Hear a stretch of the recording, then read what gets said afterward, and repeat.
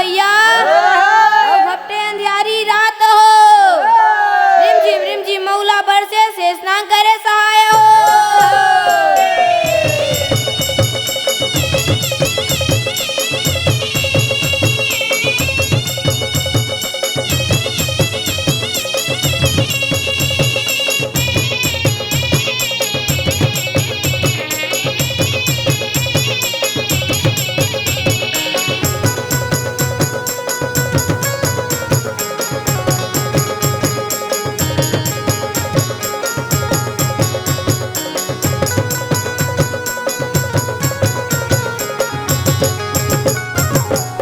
अरे अरे भाई रे, अरे बालक रहे पलंग पर पहुड़ेगा भैया और पलना अधिक सुहावे हो।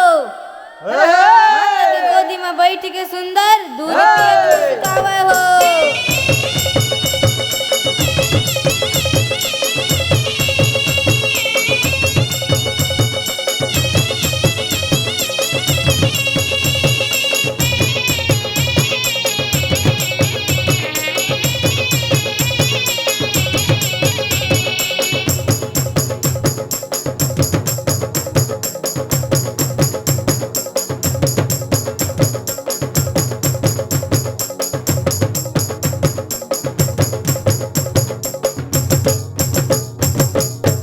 गंगा बड़े गोदावरी भैया और तीरथ बड़े केदार हो।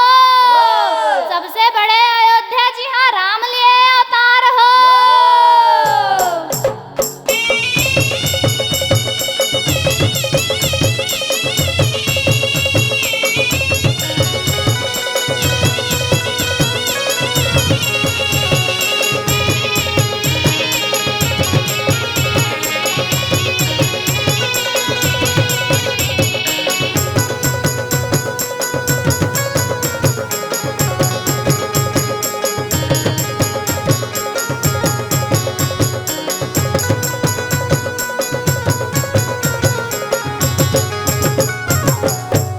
चौथापन में आए हैं भैया चारों राजकुमार हो।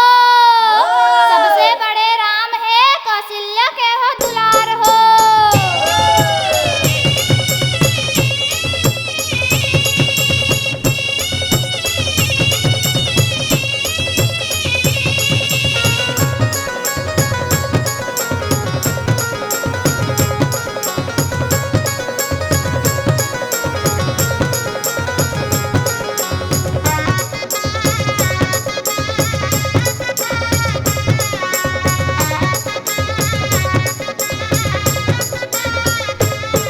विश्वामित्र आए अयोध्या भैया मांगे दोनों राजकुमार हो। ताड़का को राम मारे भैया अहिल्या खोए उद्धार हो।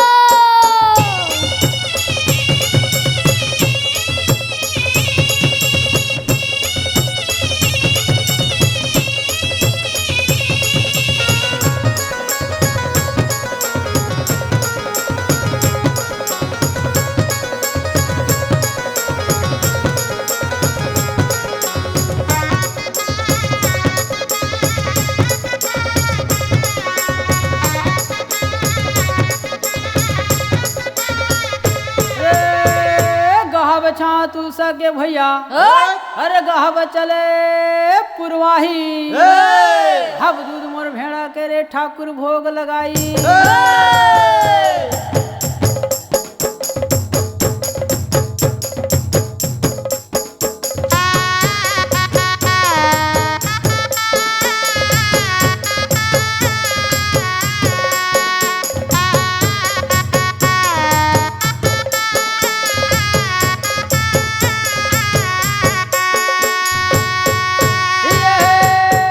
ये ठाकुर जो हार लाए ने भैया अरे खाए न पान सुपारी के कोरे रंग महल में बैठो ठाकुर राम राम लेवा मोरे।